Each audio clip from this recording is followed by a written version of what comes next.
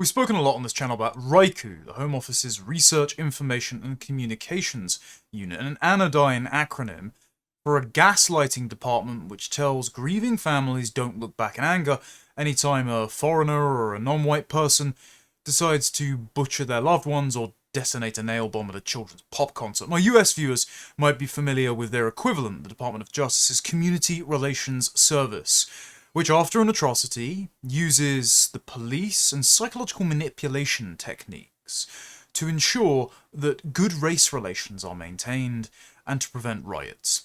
And their grip on the narrative has been slipping, in part because events have been outpacing their ability to wheel out the multicultural propaganda after things like Southport or Vikram Digwe's murder of Henry Nowak, but also because of continued reporting on their operations by myself, also by the likes of journalists Stephen Edgington, Laura Dodsworth with her book A State of Fear, which we'll be quoting from momentarily, but now David Shipley in the Pimlico Journal, who has taken the initiative to go and speak to some of these grieving family members, the family members of the victims of Rhiannon Skye Whyte's murder, the Nottingham stabbing, and Sir David Amess's daughter, Katie, as well as, it seems, other events that RICU have intervened in that people didn't quite know about. And he's written this up for the Pimlico Journal, and I just wanted to bring attention to this piece because it explains how RICU operate. They don't just use the implied coercion of preventing another Southport or preventing race riots or the trial collapsing because of too much public scrutiny being brought to bear on it.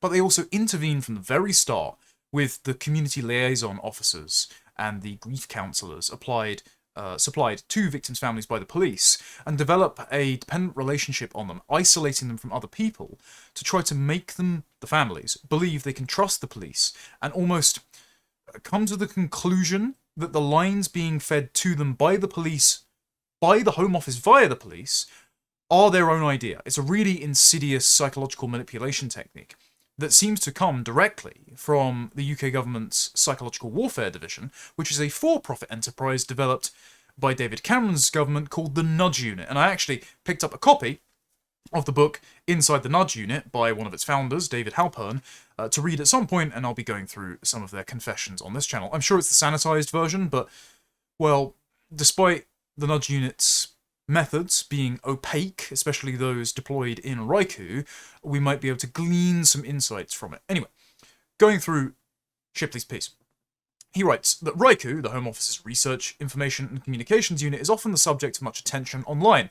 Hello, by yours truly. Particularly around its role in the consistently bland calls for unity after horrific acts of violence. Many people online suggest that either the unit itself or the specially trained officers, victim liaison officers or family liaison officers, must threaten victims and their families to ensure their compliance with approved messaging, or at least they use the implication that the trial will collapse or riots will ensue as an implied threat to get them to comply. He always says, this struck me as unlikely. Widespread coercion would surely have leaked by now, because this would answer the question, well, why don't family members speak out? Why don't they complain about feeling under duress from the state to say, don't look back in anger? Of course, the don't look back in anger's controlled spontaneity exercise was entirely an invention of the government. See my previous video linked down in the description on how they did that. But you would expect that some of the parents or family members of these victims would come out and say the state is trying to feed me a line that says don't blame immigrants or Muslims anytime there is a terror attack, and I'm just not going along with it. Well, David compiles anecdotes from these families that paint a picture of a pattern of psychological manipulation. He says, there was also good reason to be sceptical of the efficacy of behavioural science applications to government, and yet public statements by those victims and their families are remarkably consistent. So, a couple of months ago, he was asked to investigate RICU and victim liaisons, and in order to do so, he studied historic statements, publications, and coverage of RICU and spoke with victims' families, some of whom are named in the piece, and former police officers, none of whom are named, with knowledge of the victim and family liaison units. And what he discovered is fascinating, and far more insidious than the imagined coercion. This article provides an overview of RICU's history, goals, and methodology, followed by details from those interviews. He says that RICU was established in 2007 under the Prevent strand of the UK government's contest strategy. Now, as I understand it, RICU sits as kind of the parent body of Prevent, the government's ostensible anti-extremism strategy, is contained within the Home Office and is twinned with RICU. And so it's conspicuous that Dame Sarah Khan was the government's anti-extremism advisor, basically chairing Prevent, whose pro-Muslim charity, Making a Stand and Inspire, were being funded by RICU at the time, and at the same time, her sister Sabine Khan was the deputy head of RICU. So you've got this sort of pro-Muslim, liberal, multicultural cartel running the Home Office, at the same time that Sajid Javid, again, was the Home Secretary, and now his brother Baz Javid is running immigration policy, at the same time that Baroness Saida Vorsi was chair of the Conservative Party, and her deputy, Richard Chalk, was the head of RICU, used to work at Bell Pottinger, the PR firm, during the Iraq War out of Baghdad. So, again, you've got this overlapping network of the intelligence state, of pro-multicultural activists of Islam, and the entire enterprise is to convince the British public that there is no connection between the violence they're seeing against their children and the state's immigration and multicultural and Islamic appeasement policies. Anyway, giving evidence to MPs in 2009, Charles Farr, a former SIS officer and head of the Office of Security and Counter-Terrorism, who set up RICU in 2007, said, "The unit is responsible for advising the rest of government and officialdom, from a brigade commander in Helmand province through to a chief constable in Yorkshire, about how they wish to characterise the threat we face and describe the response that we are making, and secondly, rather different, they are responsible for challenging the propaganda which comes to us from Al-Qaeda and associated groups." So, essentially, combating the lure that Islamic groups put out to Muslims in Britain to entice them to go over and join ISIS, but also to contain the anger from the British public about having these people in their country who disproportionately commit acts of terrorism in the first place. The unit embraced convenient lies from the start. Part of their strategy was to send advice to local authorities, people working on community cohesion projects, local police, neighbourhood policing teams, and the chief constable, that they should not talk about Islamic terrorism, not because in certain circumstances that is an inaccurate description, but because the language admits a number of interpretations which are not always helpful for us. Which is why, in current Prevent guidance, it insists that Islam and Islamism have nothing to do with each other, despite the latter being directly corollary with the former. Clues in the name. Nevertheless, this is all about narrative control. It's all about convincing you that there is no other society than right now, and that the violence, which is a direct consequence of government policy, is actually a product of you noticing differences between groups, and you not being inclusive or incorporative enough of foreigners. They don't feel welcome, so they go and blow up a bus. You don't have to play along with this, but there are very intricate psychological warfare techniques that are used on the population, and lucratively funded propaganda campaigns, to force your average person who isn't clued in to the existence of RICU to go along with it. RICU was also concerned with the whole of British society. While Farr said the unit decided to start with Muslim communities, he told MPs that he did not want to give the impression that RICU's sole purpose is to communicate with Muslim communities in this country. It is not. And this was actually the accusation made by the Middle East Eye. So there was a Middle East Eye article a few years ago about controlled spontaneity, and it detailed, as Laura Dodsworth writes in A State of Fear, how there were hashtags like Turn to Love, For London, and Love Will Win after the London Bridge terror attack. It detailed how RICU had arranged the busing of imams to the site to take photos to show a unified multi-faith community. The same happened in the aftermath of the Finsbury Park mosque attack. Apparently there was an imam that came out and protected the perpetrator from being beaten up by the Muslim community, and a handler appeared, working for the Home Office, working for RICU, to facilitate his interviews to journalists, to again represent a unified Britain, overcoming faith and racial divides in the immediate aftermath of one of these incidents of violent, ethnic, and religious tension. And Laura Dodsworth spoke to a source who I believe I have spoken to as well, said as much, who she protects on the condition of anonymity because it would violate the Official Secrets Act. And according to Dodsworth's source, propaganda is outsourced from RICU to external agencies who then work with other parties. This enables the government to stay distanced from the propaganda and deny direct involvement. It also means that the parties involved and the people they are trying to influence who might otherwise be suspicious of the government are more easily hoodwinked.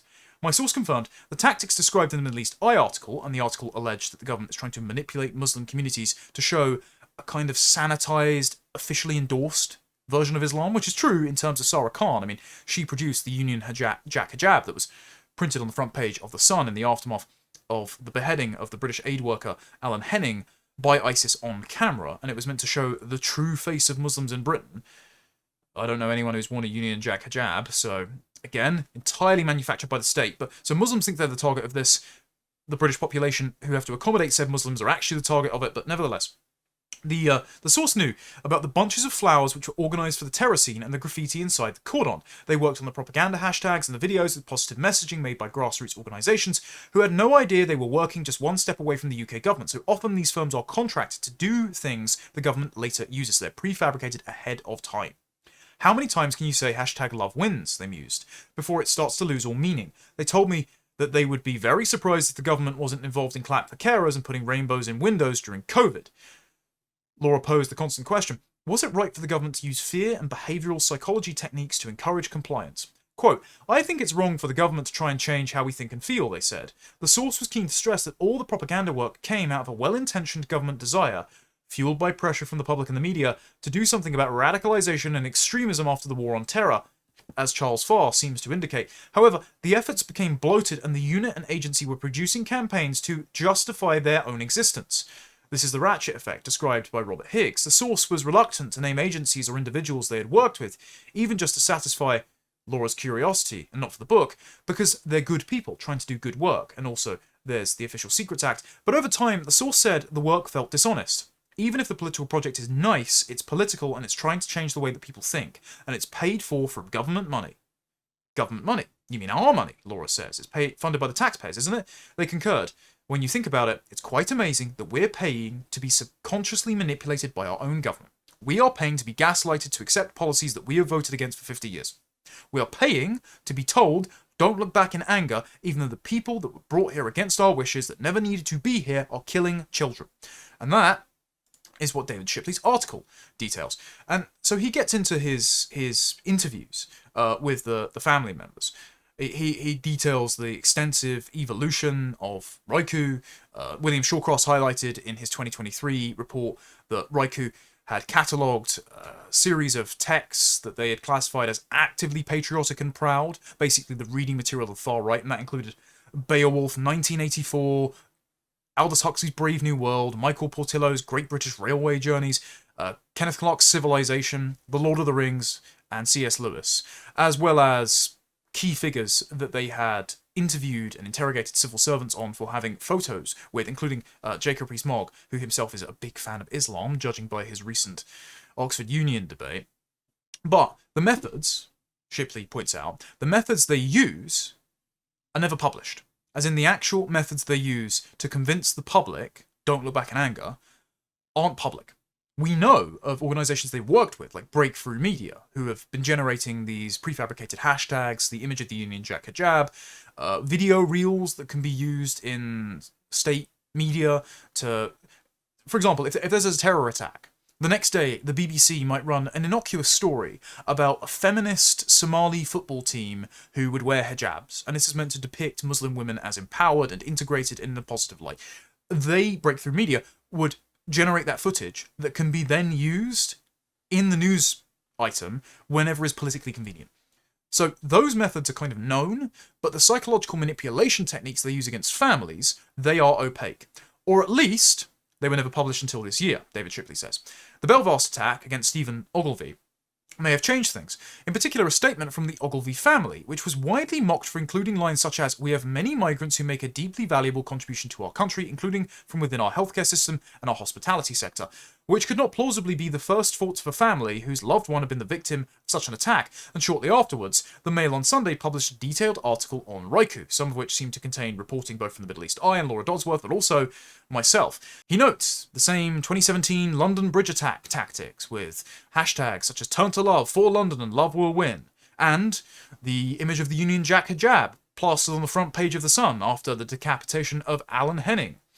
But its role in victim liaison had not been addressed by the mainstream media until the Mail on Sunday article.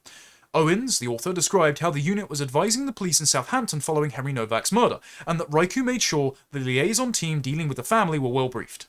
So RICU was telling the victim liaison officers dealing with Henry Nowak's grieving parents how to coerce them, manipulate them, into preventing another race riot, into ensuring that they gave a pro-diversity message, which is why Henry Nowak's father, on the steps outside the courthouse, as I noted in my post in the immediate aftermath before this was even confirmed, was giving pro-diversity messaging, saying Henry was the most inclusive boy you'd ever meet.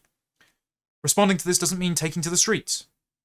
It doesn't mean that this had anything to do with racism or Sikhism, even though Vikram Digra literally only had the sword because he was a Sikh, and they used fake accusations of racism to prejudice the police that arrived on scene, who ultimately handcuffed Henry as he bled to death, rather than saving him.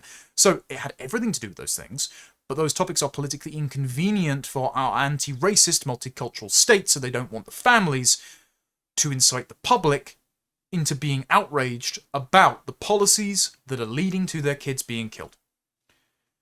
It says the source was also reported to say, you can see their fingerprints all over the statements released by the families of victims in these volatile situations. They usually have a similar tone. The following week, he published another article in which he spoke with Siobhan Whyte, the mother of migrant hotel worker Rhiannon Skye Whyte, who was murdered by asylum seeker Deng Chol-majek in October 2024.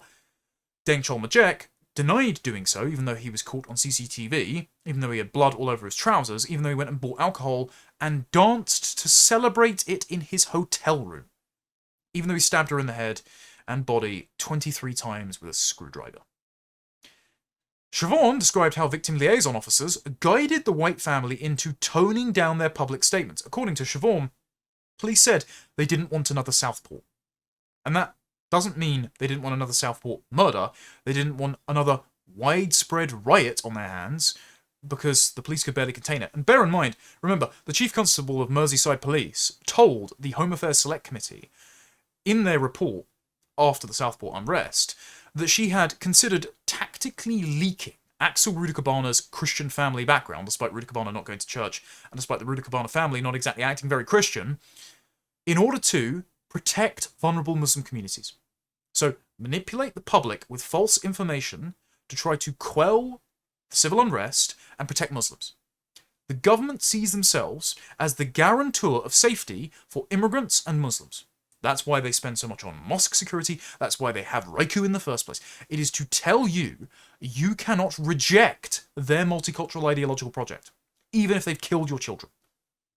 Siobhan says, when Rhiannon's life support was going to be turned off, that's when they said they didn't want another Southport, because they thought that if the public knew that Rhiannon was murdered by an illegal migrant, there would be riots. Did they tell us what to say? No. Did they guide us so that it didn't look aggressive? Maybe. I was aggressive. They toned it down. Siobhan also emphasised her gratitude to the police. Again, I'm not one to criticise a grieving mother, but it seems that she doesn't understand the extent to which she's been manipulated. This is intriguing, David writes. No hint of coercion. I wouldn't say so. But the police and the wider state appear to have obtained the words they wanted from a victim's family, at least until Majek had been sentenced. That's when Siobhan broke containment. It was only at this point Siobhan began her campaigning, pointing out Majek had arrived in the UK on a small boat, and that the constant flow of men like this into the country makes such crimes inevitable. It reminds me of Austin Metcalfe's father, who went to the press conference hosted by Carmelo Anthony's legal representation, who were just anti-white racists and grifters to the core, saying that he had forgiven Carmelo Anthony, that he wanted to speak to the family, being very conciliatory. And the moment Carmelo Anthony was rightly convicted for murdering his son, he decided to change his tune. He said that Carmelo Anthony was a racist, and he said that he doesn't forgive him. He actually is glad he's gone to prison. And it seems to me that many of these families play along with this police charade to ensure that the trial that will result, hopefully, in justice for their murdered loved ones and a conviction for their killers will not collapse. And then the moment it proceeds, much like the Nottingham stabbings committed by Valdo Callaghan, which we'll get onto in a moment, the moment it does, they stop playing along with this multicultural narrative, they stop playing ball with RICU or the Community Relations Service, and then they say what they really think. And that's why we're getting more and more family members say, well, actually, no, immigration did lead to my son's death, and we shouldn't put up with this. And when Shipley said, when he spoke to Siobhan, something which really stuck out to him was quite how positive she was about the specially trained officers who had supported her and her family. Siobhan described them as brilliant and emphasised that she was never told she had to be silent or that you can't do this or can't do that, and ascribed the family's relative quiet before and during the trial to not wanting to jeopardise her case, along with a concern that she didn't want it to look like we were going in with a racial hatred things. So she didn't want to also be prosecuted for prejudice against her daughter's killer. That is how anti-white this state is. That is how predatory it is. You're basically having to operate as if you're living in the Soviet Union, of where some party apparatchik, some criminal that Lenin let out of the gulags because they were actually a revolutionary ally, because they were imprisoned for property theft or killing some nobleman under the Tsarist regime, they've gotten out and they've butchered your family. And you have to smile and nod and say that the party has always been right, just so that murderous vagabond might go back to the gulag in Siberia, far away from your family and everyone else's that they might harm. We don't live in a free country, so it's almost impossible to be honest in this empire of lies. This level of trust, Shipley observes, appears to have been effectively built by the officers through sustained contact from very soon after Rhiannon was attacked, so they swoop in right at the peak of your guilt and emotionally manipulate you, ensuring that the family could, and did, rely on them throughout the entire process. Siobhan told me the liaison officers helped in every way. Through the court, outside of the court, prior to the CCTV being shown in court, they've been at the end of the phone for us. Those liaison officers stayed at the White side every step of the way, kept the media away from them, going as far to put it out there not to approach the family. Okay, but that's for the benefit of the state and the police. It's not for the benefit of the family, because as much as the family don't want the press at their door, it means that they can't go off script. It means that the state get to control the narrative about your murdered loved ones every step of the way. And so, next time, don't comply. Seriously.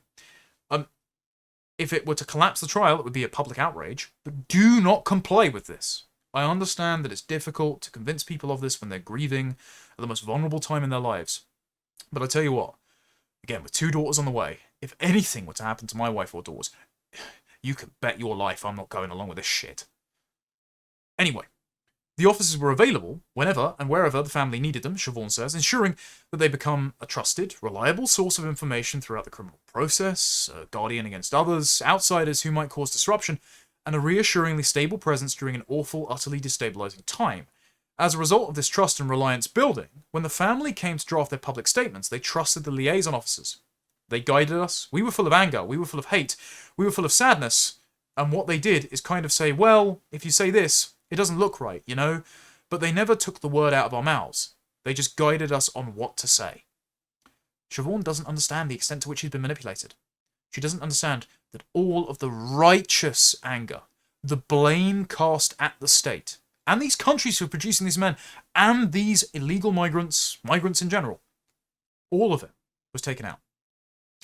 All of your ability to mount a defense for your country, your family, your children, all of it is neutralized by the state that finds it politically inconvenient. The impression that David formed from his conversation with Siobhan is the liaison officers who worked with her were very skillful at building a close, trusting relationship in which she and her family came to rely upon them. And you know what? They might think they're doing the right thing, but they are deeply manipulative. And there is a direct line between them, RICU, and the nudge unit. So they are the agents of the state sent to manipulate you into not being angry about your dead relatives. So they are just as much to blame, no matter how nice and compassionate and caring and well-trained in grief counselling they might be. If you happen to be a police officer watching this, and you do this for a living, I don't know how you sleep at night. Like, you should resign in disgrace. You should be held complicit for these murders, frankly. If I were running the country, so you should count yourself lucky that I don't. It's quite natural in these conditions, David writes, that the Whytes found themselves to feel such a need for support. Rhiannon had been murdered in an appalling manner and their whole world had been shattered. It is the most natural thing in the world to cling to anything and anyone which offers stability and reassurance, so the constant presence of the liaison officers meant that they very quickly became trusted and relied upon by the Whyte family, such that their suggestions and guidance were acted upon without any sense of instructional coercion. It's notable that there was one time their management of the Whytes slipped. The night when Rhiannon's life support machine was turned off, Siobhan told him that the officers informing her, "We don't want another Southport," was the only thing which irritated her during the entire relationship with those liaison officers. She remains unsure if they meant "we don't want a riot" or meant "don't speak out." It's the same thing. If you speak out, there will be a riot. What I think happened then is that the relationship between the liaison officers and the Whytes was still relatively new. The police had not yet had the time to build an absolute sense of reliance and trust and were clearly afraid. The Southport riots were still fresh in their minds, having taken place just 2 months before, and it seems this affected their normally more subtle persuasion and management. As a result, they slipped, and Siobhan, David suspected, sensed their intent, kept quiet, "Don't say an asylum seeker killed her, or this is going to be really bad." It is also, I think, relevant that the moment of irritation was when the victim's family were entirely focused on the fact Rhiannon was about to have her life support machine turned off. The police intruded on people who were thinking of nothing else to pursue their own goal. Your dead relatives don't matter. The state's multicultural narrative being preserved is what matters, even at the expense of their lives.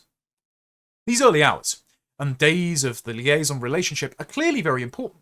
David then spoke with Katie Amess, the daughter of murdered MP Sir David Amess, who's been campaigning for transparency about his killing ever since. I think it was the government, the Conservative government at the time, with David's colleagues, threatened to sue her if she kept trying to pursue a public inquiry, kept speaking out about her dad's murder, because David's colleagues, such as Mark Francois, absolute coward, got up in the Commons immediately after his death and tried to campaign for the abolition of online anonymity, as if, as Douglas Murray once quipped, an email had killed David. A vicious tweet had stabbed him to death, rather than a Somalian who was annoyed about David voting for intervention in foreign lands such as Libya and Syria. Again, someone else that didn't need to be here. He was the son of like a Somali diplomat as well. So even these best and brightest, well-educated migrants, they just aren't worth having. Katie Amess told David Shipley, that she felt betrayed from the start because the killing was reported in the press before the police contacted her. Just unforgivable. And indeed, they'd blurted out the fact that Sir David had been killed in front of her brother. Police seemed to have further damaged the relationship by not responding in what the family felt was an urgent or serious fashion to a man behaving in a threatening manner near the family home. In this case, liaison officers entirely failed to secure trusting reliance on the victim's family, with the result that the Amesses have been highly critical of the police throughout the process, and more importantly, have continually made it clear that Sir David Amess was killed by, they say an Islamist, a Muslim terrorist. So the police failed to secure that dependent bond, failed to psychologically manipulate the family, and ever since, Katie Amess, brave and bright that she is, have nothing but admiration for Katie Amess, has been an ardent campaigner for justice, not just for her father, but to ensure that the PREVENT programme isn't terrible as it currently stands, and allows murderers like Abi Harbi Ali, her dad's killer, or Axel Rudakabana to keep slipping through the net. Because they met with PREVENT members, again, PREVENT, working for RICU, and they met with him in a McDonald's and just let him go. No follow-ups required before he went on to kill someone. David Shipley also spoke with Emma Webber, the mother of Barnaby Webber, who was killed in Nottingham by Valdo Calacane. If you remember, the One Nottingham, One Together rally that was held, with the parents lined up in front of Sikhs and Muslims and Jews and Hindus and Christians, a multi-faith jamboree.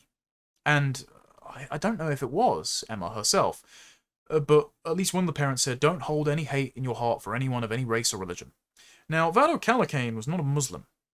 His motivation for killing Barnaby Webber and Grace O'Malley Kumar and the poor chap who was just a school caretaker had nothing to do with the religion. He was just a demented African, out of his mind, not on his meds, who just went and killed people. And ever since, by the way, Emma Webber has blamed Valdo Calacane's parents for bringing him over from, I think it was Guinea.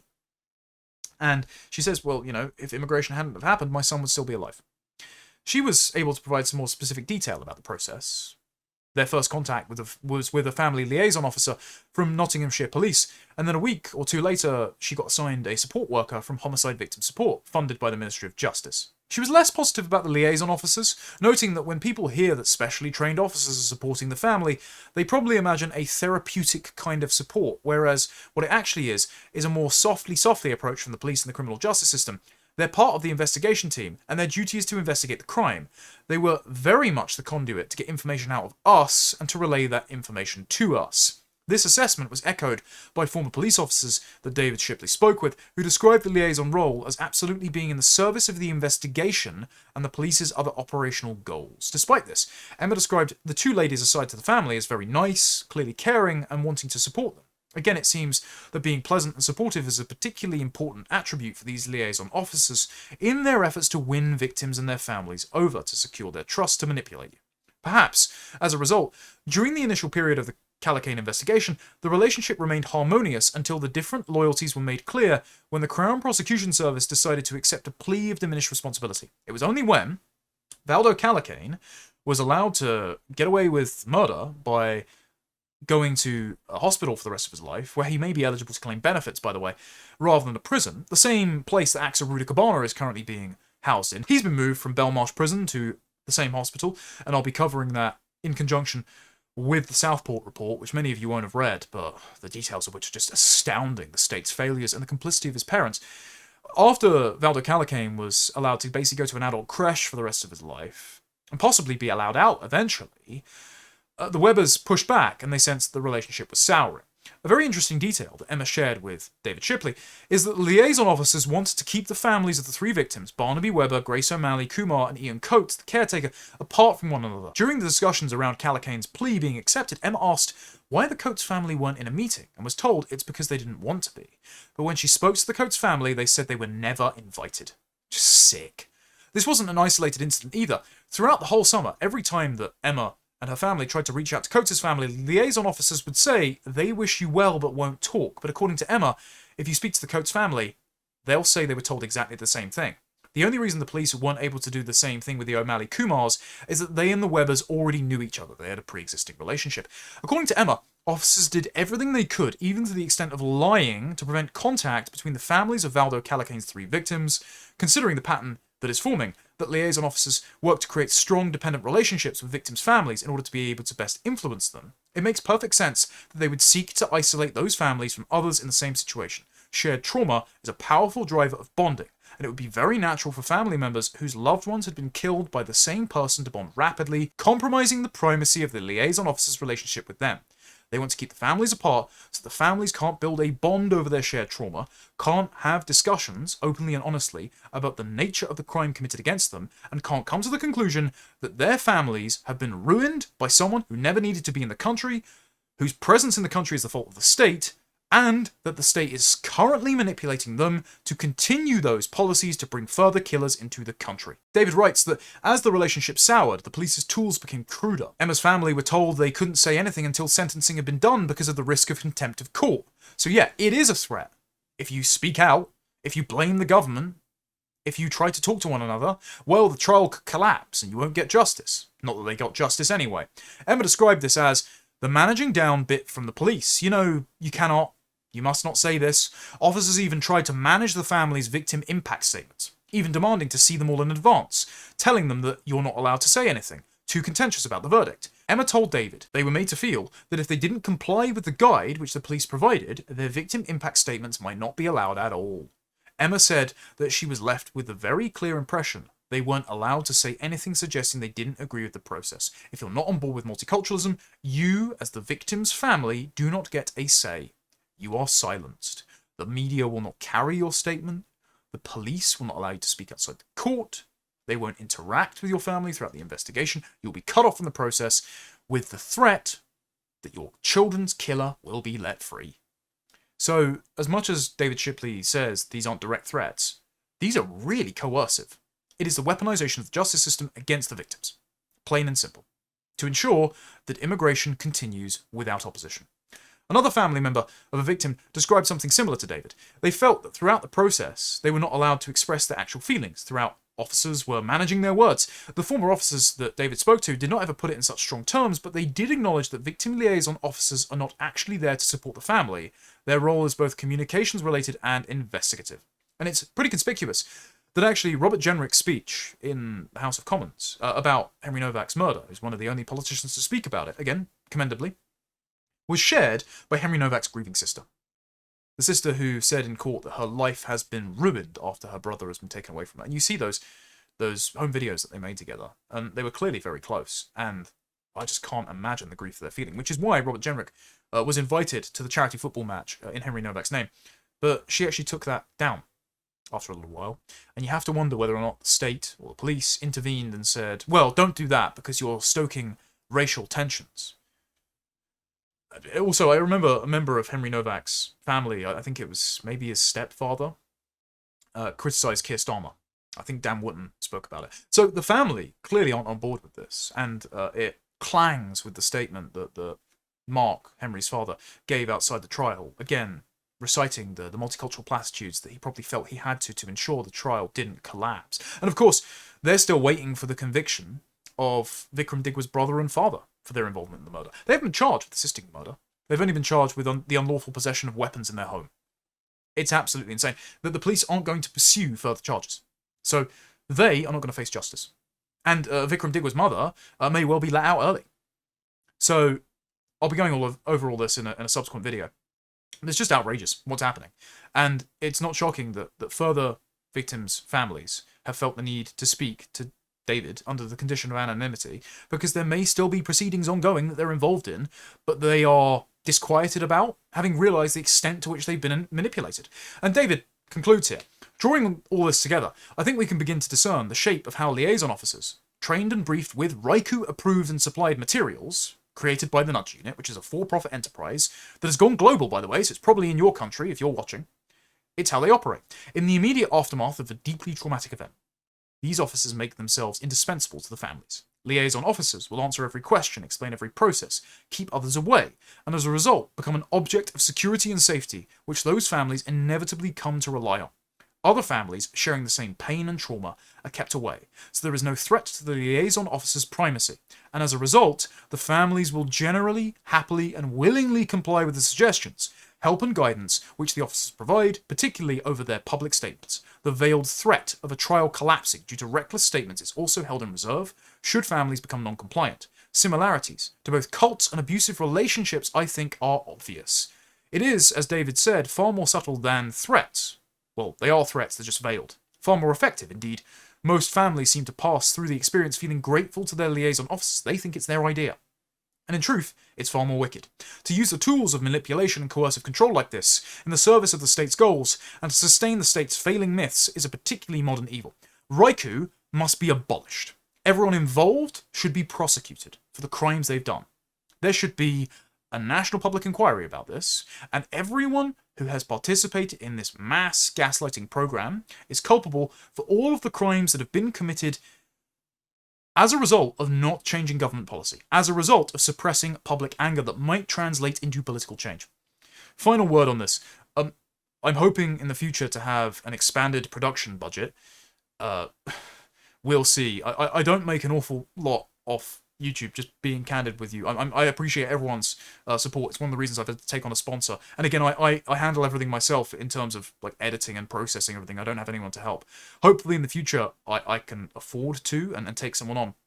But if I do get a discretionary production budget with some interviews and some on-site filming that I hope to do in the future, including hopefully with some politicians, maybe to ask them about this, perhaps, it would be great to, as David Shipley has suggested in correspondence I've had with him about this article, to sit down and discuss this, perhaps with Laura Dodsworth, who I'm in contact with as well, because I am incensed by this. I have been for years since I first reported on RICU for Courage Media. This is one of my main issues, because the more that the state uses our own money and our own morals against us to persuade the population, especially the grieving families of those whose loved ones have been killed by the people they brought into this country, the longer they do this successfully, the harder it is to fight back. And if we are to reclaim our country again, this insidious network of immigration activists, Islamic apologists, and vindictive manipulators must be cleared out permanently.